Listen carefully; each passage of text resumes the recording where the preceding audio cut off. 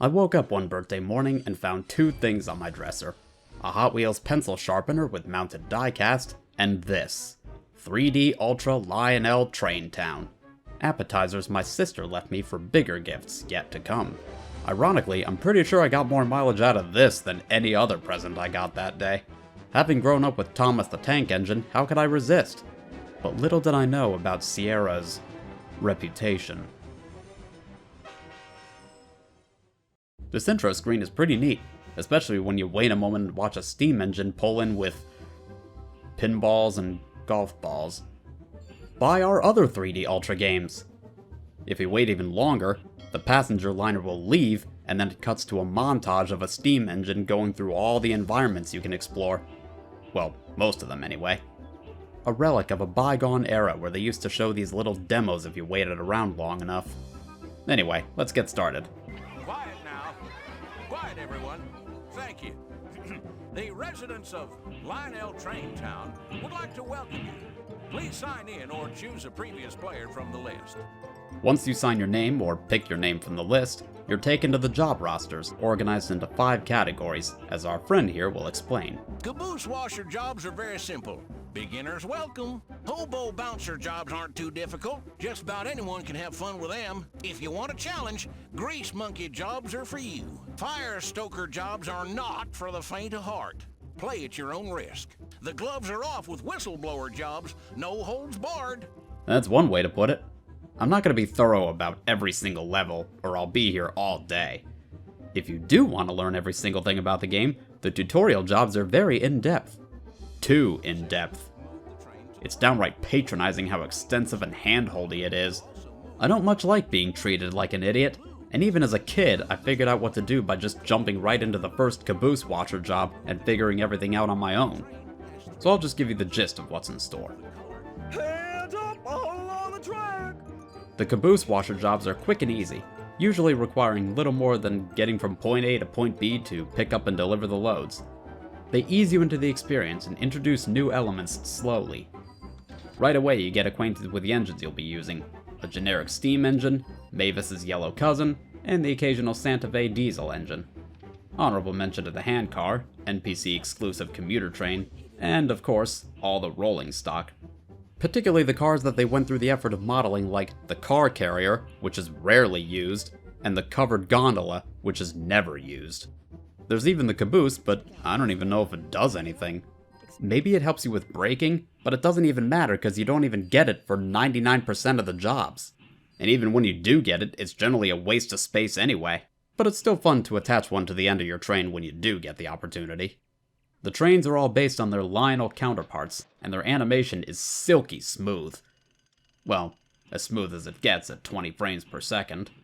The controls are simple enough. Click on either side of the train, or use the throttle on the toolbar to move. Your only controls are left, right, and brake, so it gets awkward trying to pick the right direction when you're facing due north or due south. It keeps flip-flopping between left and right, making it a little hard to keep track. I turned off the former control option so I don't start moving a train by misclick. The drawback is that I like to have the map open, so attempting to control the trains could result in me accidentally panning to another part of the map and losing track of my train. This happened more times than I care to admit. You'd think I have a severe case of attention deficit. Ooh, what's that? Luckily, you can press spacebar to stop all trains you control in case of an emergency. Right away, you get a nice showcase of the variety in environments, job types, and scenarios. You'll be fetching Santa's sled and reindeer, cleaning up your toys in the living room, playing dodge 'em so the kids at recess can play dodgeball, and that's to say nothing of the memory game, Little Sister's sorting game, and I don't even know what kind of fever dream this is, but let's not question it. Hell, there's even the oh god, not again! Most of these jobs would be pretty popular for speedrunning because of their simplicity. If the game even had its own category on speedrun.com. That's kinda surprising because the game is built around it. Your objective is to complete the mission in as little time as possible. If you hold the record for a job, you get a blue ribbon instead of a red checkmark on the job roster. But not all the jobs really accommodate that for one reason or another. In Spaced Out Invaders, you're tasked with transporting the Queen and her subjects to her fortress as UFOs zap the track. Where they zap is completely random, so you can lose a good chunk of time to bad RNG. Luckily, There's a few places where you can just switch the track and go around the damaged sections, and the aliens only ever zap the horizontal straight pieces. You can even exploit some jobs to get a better time as well. The clock doesn't actually start running until you move an engine, switch a track, or place a signal. So on a job with NPC traffic, wait for a favorable pattern, then start your run. That is, of course, assuming you care about optimizing your time. If you're too careless, you'll get a time penalty or a fender bender will force you to start over. It's incredibly easy to wreck in this game, even when physics would dictate otherwise. That's a fender bender. Even if an NPC train gently taps you, you wreck. But this is a Sierra game, so crashing isn't your only hazard. More on that later. For now, these missions are all incredibly easy. Tea time starts you with low fuel, but you can ignore it and just blitz over the bridge before the rubber ducky gets there. Yeah, every time there's a bascule bridge, there's gonna be rubber duckies trying to get underneath it. And naturally, the rubber duckies get the right of way. It's the law of the land in TrainTown. Things get more interesting for the job Showtime, since you get your first taste of multiple engines to juggle and frustratingly short loading zones. But it's still child's play compared to what's to come. All the layouts are super basic, and you only have yourself to blame if you screw up. It feels wrong pushing this coach instead of pulling it, but I got this level beat. I think part of the reason this is a little more elaborate is because this was added with the deluxe edition. That's what I'm talking about. You know, kid, you did all right. Come back anytime for popcorn and movies, on me. As long as it's not Thomas and the Magic Railroad. Anyway, when you finish every other job on the roster, you unlock the final job. A day at the circus is as basic as the other jobs, but you get 3 trains all at once. Now you can get a taste of some of the multitasking you'll be encouraged to do later on. But it's still super easy. Bring the goods to the tent, then bring the audience, and enjoy the show. Yes, truly a show worth admiring. It had really been worth the effort after all, just to spend a few moments watching this immaculate, beautifully rendered cutscene. Let us all sit here and drink it all in. The Hobo Bouncer roster requires a bit more thought than the Caboose Washer jobs. They aren't difficult, but they're not dead simple either. The difficulty progression is generally pretty subtle. Little Sister gets increasingly spiteful on how good you are at her game and makes her layouts progressively harder. You get more numbers and more equations in the math levels, and your problem-solving skills in general are put to the test. You also get more time limits, and they get progressively tighter. I don't know who thought this matching game needed a timer, but at least it's a generous one. There's another job where you start with low fuel, but if you try to ignore it this time around, you'll run out of fuel and stall on the tracks. I was really pressing my luck here and just barely made it to the coal tipple and water tower. This is one of those jobs where you learn that sometimes it's best to leave cars behind and only take what you need so you don't waste time and fuel. Not only do your trains get longer as you pick up more cars, but they also get heavier. Your train takes longer to get up to speed the more you're dragging, and I swear it even moves a little slower too. You'll also find yourself shuffling cars around a lot so that they fit in the tight loading zones. This is one of the first examples from the base game since, like I said, Showtime was added with the deluxe edition. It's a small taste of what's to come. So is the next job, Mouse in a Maze. You get this big, wacky layout to figure out your way through, and then you realize you could just ignore all of it when you find a simple, straightforward route to your destination. The game lampshades what awaits you further down the line. Milk delivered. Very good. Afraid you haven't seen the last of your Uncle Tim's layouts, though. Crazy Uncle Tim found a lot of work after this. But levels like A Questionable Barbecue show that some of the most fiendish levels are also among the simplest. Then you get more weaving through traffic in Rush Hour. The things I do to save Christmas. Filler Up was also added with the deluxe edition, and it's a neat little twist. Little Sister isn't your only problematic sibling. Your brother used up all the fuel in the engines getting supplies for dinner and left you to deal with it. I've already got the ingredients for you, but I used up all your fuel. Don't say I never do anything for you. I don't know why it sounds like he's in his early 20s, but that's beside the point. The voice acting in this game ranges from decent to cheesy. Thanks for your help, honey. Now sit down and eat. Your food is getting cold. Big Mama wants to play a little word game. Nah, nah, nah, nah. I got all your trains again. Alrighty then. Who forgot to label the cars? If nothing else, they sound like they're having fun with it. There have been strange reports of flying saucers in the area. Dude, the dodgeball is flat. What do you say we make some cookies? The music is bliss, and an absolute pleasure to listen to when playing through this game. There's some great variety, with upbeat and peppy,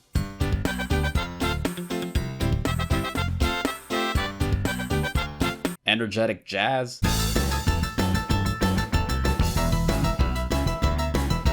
eerie techno,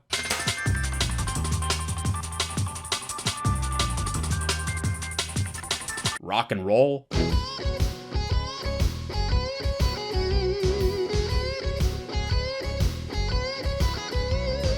even low-key and serene.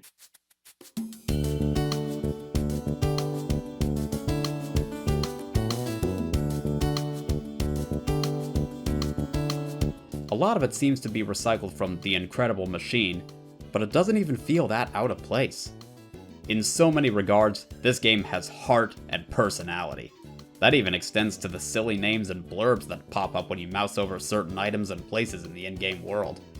There are puns and gags abound. It's so much unnecessary detail that you may not even notice at first, but once you find out, you can't help but look for more wherever you go. All this on top of the variety of locations like Oak Valley, Cactus Valley, the North Pole, the backyard, Purple Moon, you name it. Each location even has its own train park where you can just drive the trains around with no goal in mind.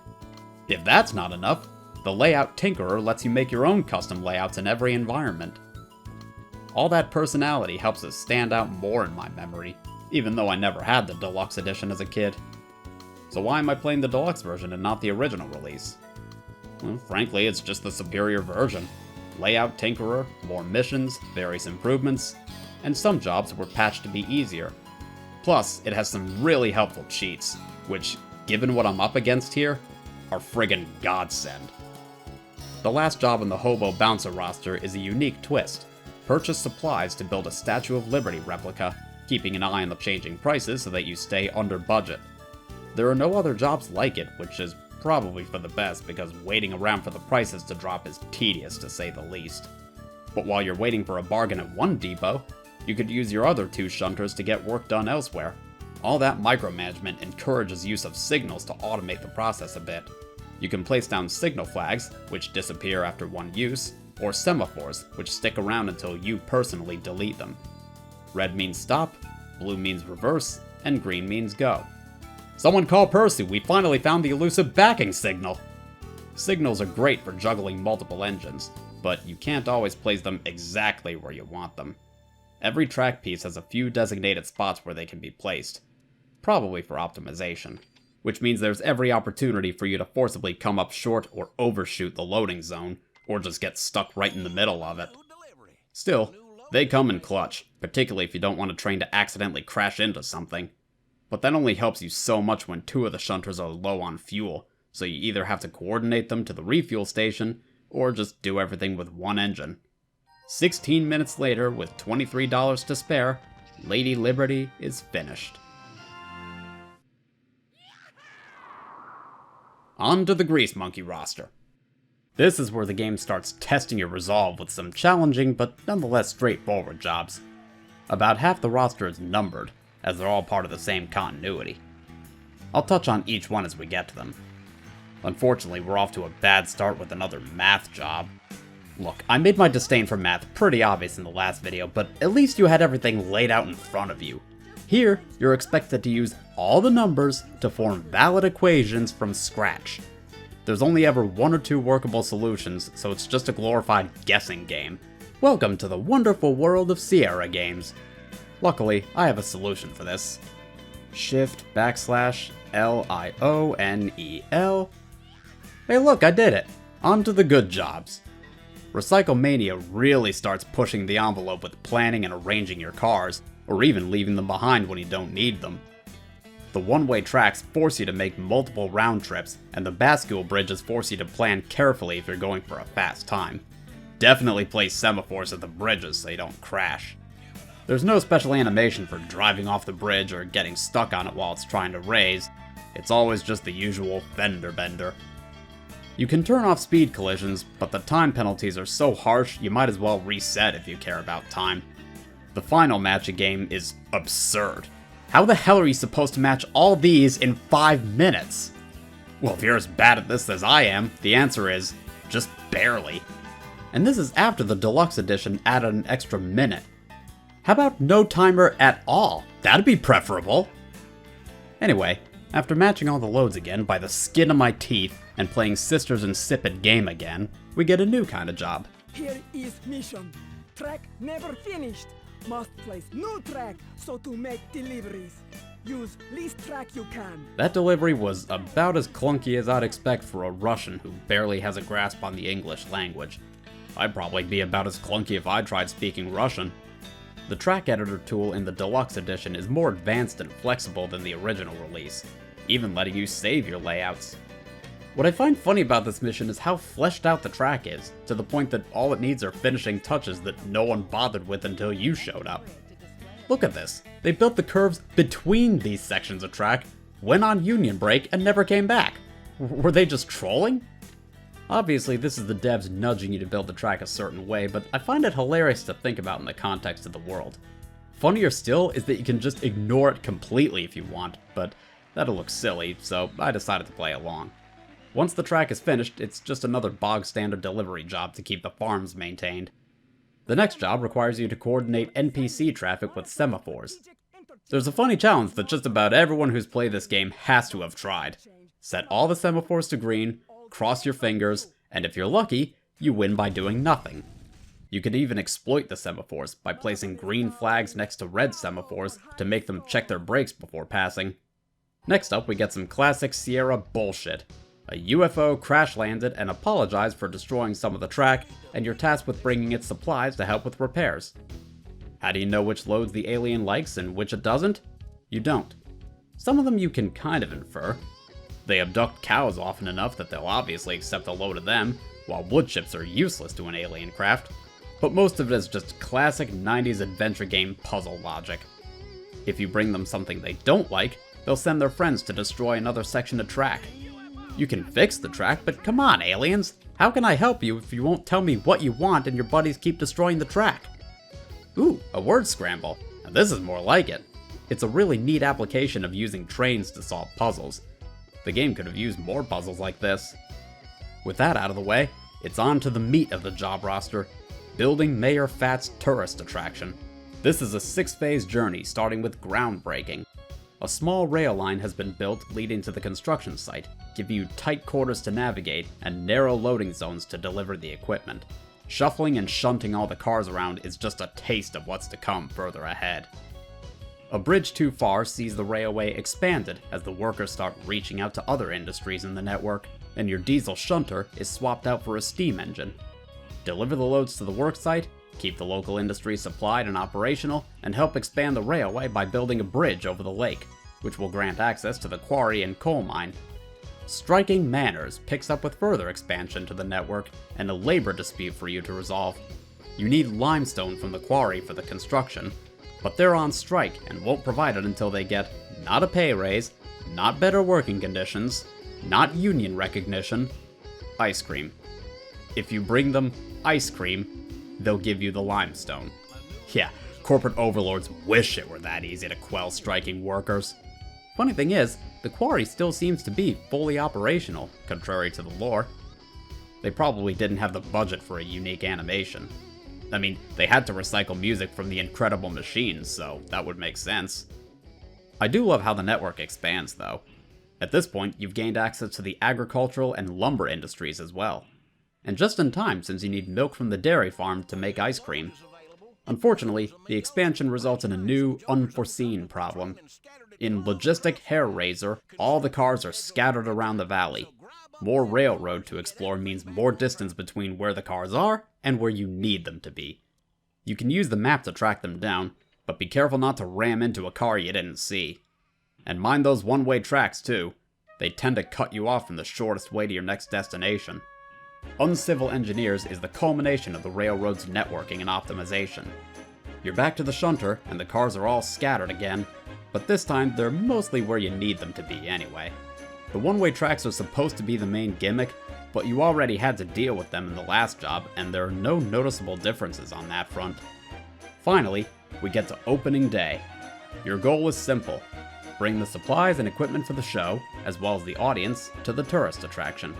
This is the only time the gondola is ever used on the tourist attraction jobs. It's been complete deadweight until now. The Santa Fe engine is fast, so it's only practical to use it for more than just pulling the coaches. Since you have access to 2 engines, you can exploit a loophole with the one-way track.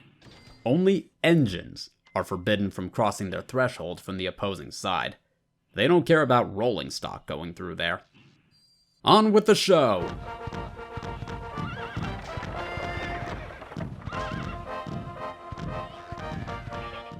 Yep, this totally makes me want to vote for Mayor Fat. Not off to a great start with the fire stoker jobs, as the first one is a math level. This is the only one where you don't need to use all the numbers, which is good, because there's a lot of them. And if you want to see this solved, then you can go watch another video. TrainTown salutes you! It's on to grade 4! The irony is grade 4 was removed from Deluxe. Grade 5 in the Whistleblower roster was downgraded to grade 4, but it's still a ball buster. Another new mission. A little luck-based, but it's a fun idea, sending crash test dummies careening through crossing traffic. At least they're serving their purpose if they do crash, right? This one took me a few tries. Holy shit, that was close! After a yakety-sax-worthy redirection puzzle and winning homemade ice cream from the game of pickup sticks with cows, we get a step up from unfinished connections. Urban Sprawl lets you build your own layout, so it's in your best interest to optimize it with loops and extra sidings so you can organize everything. So naturally, I made my layout as psychotic as possible to account for almost any possibility. It took about as long to build the layout as it did to deliver the loads. I don't even think I optimized much of anything here. Short Order Cook features one of the sweetest voice actors in the game. Would you mind doing a favor for me, sweetie? I need you to help me make some food for the guests at our party. We're going to need hamburgers, hot dogs, and milkshakes. The guests are getting hungry, so I'll need you to finish quickly, please. Oh, anything for you, Mom. I love the mindset of breaking out the model train set to get this work done. You're probably given 2 engines in case you want to try multitasking. I didn't, and I beat the level no problem. This is one of the easier jobs in the roster. After working semaphores to direct traffic again, we're briefly drafted into the army. Attend! Hut! Here's the mission. Sort all the loads, but don't get anywhere near the cars. Very dangerous. Use the hill to sort with, but be careful. If 2 cars hit too fast, it will rock your world. Move out, soldier. Sir, yes, sir! It never actually occurred to me as a kid that the flashing arrows indicated that section of track would friggin' slingshot the cars like this. If a car hits something too hard, boom! And it wasn't until after I finished the level that I noticed the red, white, and blue color scheme. Red dynamite, white and blue boxcars, and the tankers are red, white, and blue. Cute. I never noticed that as a kid either because this level was giving me too much of an aneurysm and I thought it was completely impossible. I didn't understand how in the hell I was supposed to get those cars past the one-way track until I found a YouTube video. Rocky Road is another new addition with the Deluxe Edition, and a stressful one. You get more explosives, but you can't control them. You're tasked with clearing the rock slides and avoiding the runaway boxcars careening down the rails. If they hit a rock slide, you get a time penalty. If they hit you or each other, you lose. So I have to figure out how to navigate this, with dynamite being thrown at me and barely any windows to get onto the line they're running on. And I have to get on those lines to clear some of the rock slides. This is not fun. Damn it! That's the wrong way Oh, on a son of a one-way bitch. track. An engineer's dream starts Deep in dream. A dream about trains. with an unnervingly seductive voice. A cloud obscures your vision, and the map doesn't seem to work here. Is she You'll have hypnotizing to me? explore the area yourself if you have any hope of escaping before morning. All you have to do to beat this one is find the line that takes you all around the perimeter, then finally to the end. Everything else is a red herring. You control a hand car, the only vehicle in the game whose fuel regenerates. Driving at max speed drains your fuel. and less fuel means less speed, so you have to go slower or stop outright to let the workers regain their stamina. It's tedious, but at least you can't wreck, and there's no way to get a time penalty on this job. Next up, you're introduced to a new element that I feel went underutilized, the Switchy 5000. The voiceover talks it up as being state-of-the-art, but I find it wholly impractical. You can't manually switch the tracks. The points switch every time an engine rolls across.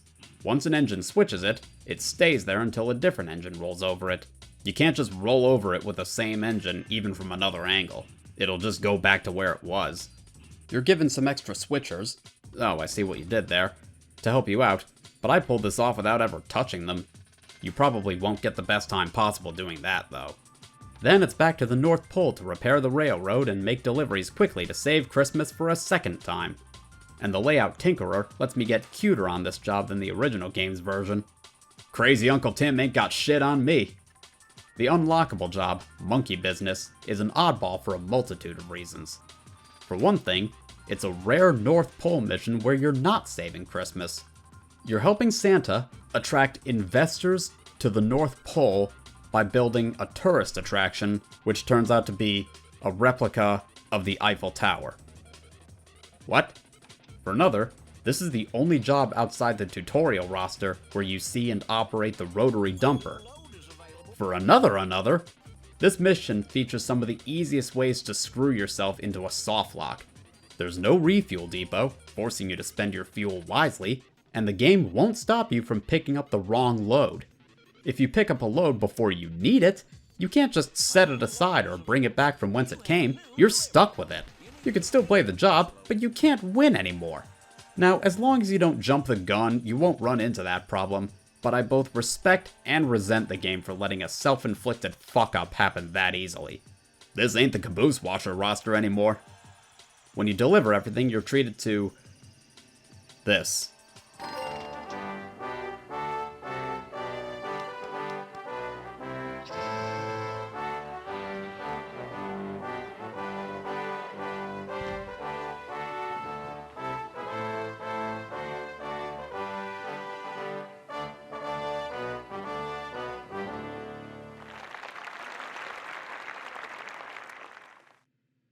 Oops, guess nobody told them about the abominable snowman.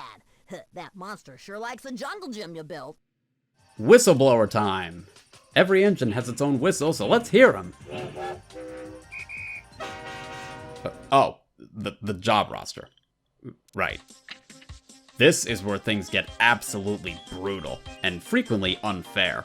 The first job has you saving Christmas, yet again, by directing a runaway train full of presents through Santa's village, dodging dead-end sidings and oncoming traffic. In reality, you'll be more focused on redirecting the traffic than the runaway train.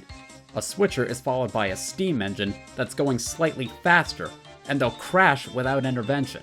How many runaway trains am I babysitting here?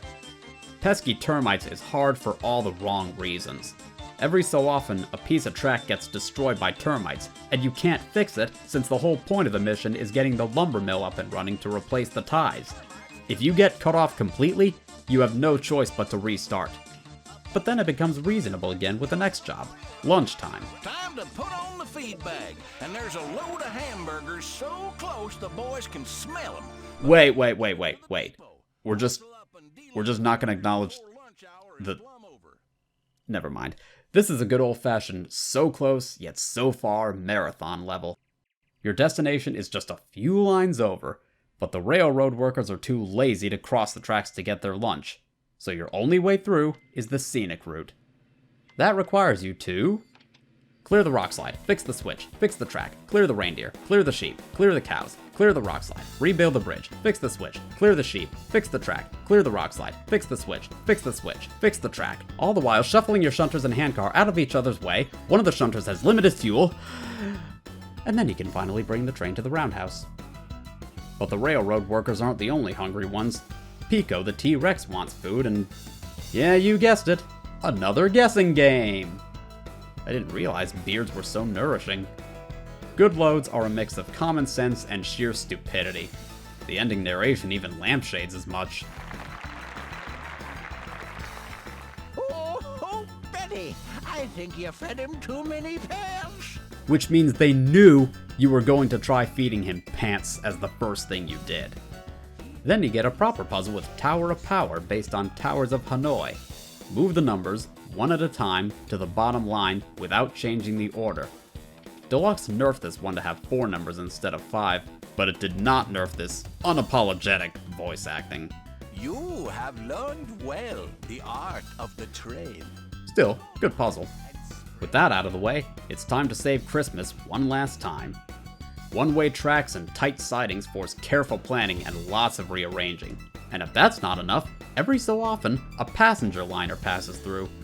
After you clear the avalanche, whatever you do, do not move that shunter away to help with multitasking.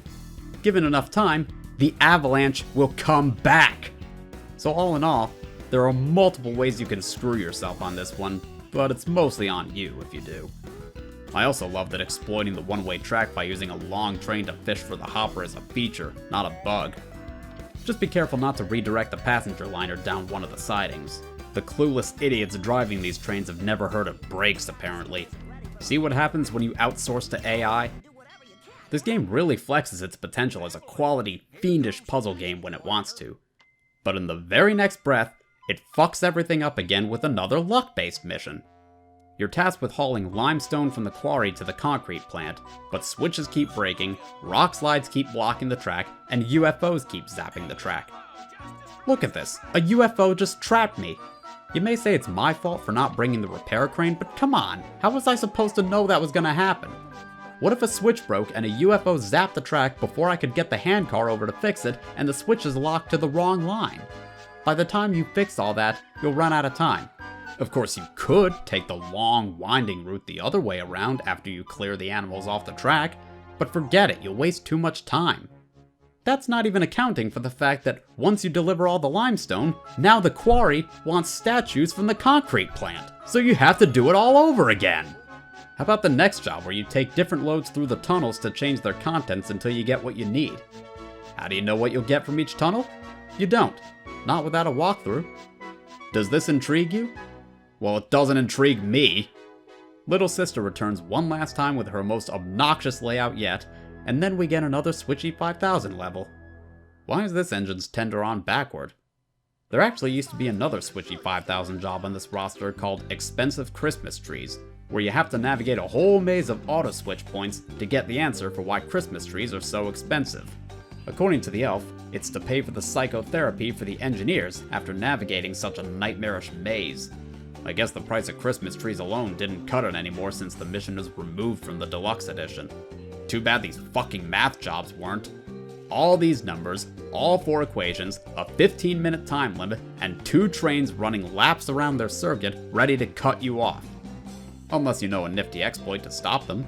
Zoom in on the map, select the NPC engine, and now you can control it.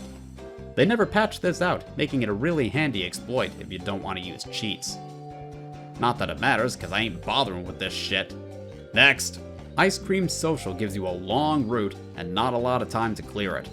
Not enough time for most people's liking, since Deluxe gives you an extra minute. Apparently, Cactus Valley is suffering a heat wave so bad, not even a refrigerator car will keep the ice cream from melting by the time you pick it up from the cannery after delivering the ingredients. You'd think they'd be more prepared. The sidings are stingy, so you have to plan carefully. Sometimes it makes sense to leave a car behind so you can circle around and pick it up from the other side. I like a game that rewards clever thinking like this. It gets even better with the penultimate job. You're given 7 anagrams to solve in different ways. You shuffle and trade cars back and forth between 2 engines, rearrange them in tight sidings, sometimes necessitating a turntable, fish the letters out from behind a one-way threshold, arrange them from a roundhouse. This is great! It's a proper puzzle! You have a time limit, but you get bonus time for every anagram you solve. I ended with 4 minutes more than I started with, and even that was with the occasional time penalty. Again, the potential is there to screw yourself and start all over if you hit something on an intersection or collide at the edge of the turntable, but as long as you pay attention, you're fine. And with that, we reach the finale. A Festival of Nights. Oh god. I never beat this as a kid, even with an exploit that let me play still locked jobs. I take back what I said before. Lunchtime was not a marathon. This is a marathon. This is a goddamn triathlon. This is 6 or 7 jobs all in one. Your task is to deliver an array of supplies to Cook's castle to help them prepare for a great battle. Whereas Lunchtime just had you fixing a long stretch of problematic railroad, this one has you doing a different task to let the train through each checkpoint. First, you sort explosives into the sidings like you did in Explosive Connections, while simultaneously sending the supplies for the castle down to your steam engine at the bottom of the hill. If you undershoot, overshoot, or put something in the wrong siding, it's over. Then you have to form a valid division, then multiplication equation, in that order, because there's a one-way track that'll block you from going back to the division area. And of course you have to use all the numbers. Next, you solve 3 word scrambles to form the phrase, TrainTown rules. Now it's time to navigate a hidden maze just like an engineer's dream. Oh boy. But uh-oh, once you're out, the switch is broken. The only way to fix it is to bring the handcar across the busy... But it turns out, the railcar operators understood the urgency of the matter and let the handcar pass through this death trap exchange unperturbed, and they let you get the hell along with the level. How benevolent. In fact, they're feeling like such good sports, they're even gonna take time out of their busy schedules to show me the way through the hidden track maze. Yeah, you can tell I have no patience for this. I shamelessly cheated to simplify or outright bypass a lot of these puzzles. I did the word scrambles because they're fun anyway, but I value my sanity and refuse to suffer through all this shit out of some misguided sense of honor. Thank Lionel this game has some awesome cheats. You can disable crashes, remove one-way tracks, take full control of NPC trains, increase the speed of your trains. Remember when games didn't care if you cheated? Remember when games respected your time? Lionel TrainTown remembers. These cheats are great to play around with just for the fun of it, but if you're a psychopath going for high scores, you'll have to avoid them because using cheat codes means you miss out on the blue ribbon. They say cheaters never prosper. Well, I say no one worth listening to will judge you for the heinous crime of refusing to waste your time. That goes doubly so for the matching game. It'd be fine if the only thing you lost from it was time, but you only get a limited number of failed matches before you lose the whole job and have to start over. There's no skill to this. You get so little margin for error that it almost entirely boils down to sheer luck. And remember, if you fuck up literally any part of this mission, you start all over again. And as you've seen, there are multiple opportunities to screw yourself on this job. Well, I'm not having it. When you finally get to the end of the line, you have to rearrange the cars so you can drop them off at the castle in the order the loads are requested. Oh, and just for good measure, there's a one-way track you can trap yourself behind to render the level impossible for yourself right when you are about to finish it. And, if you're not careful with the switches, you can crash the train into itself. Eventually, I get bored enough to activate the faster trains cheat just to speed it up a little. Whoa! Holy shit! That would have ended my run then and there if not for the no crash cheat. And here we have the final cutscene.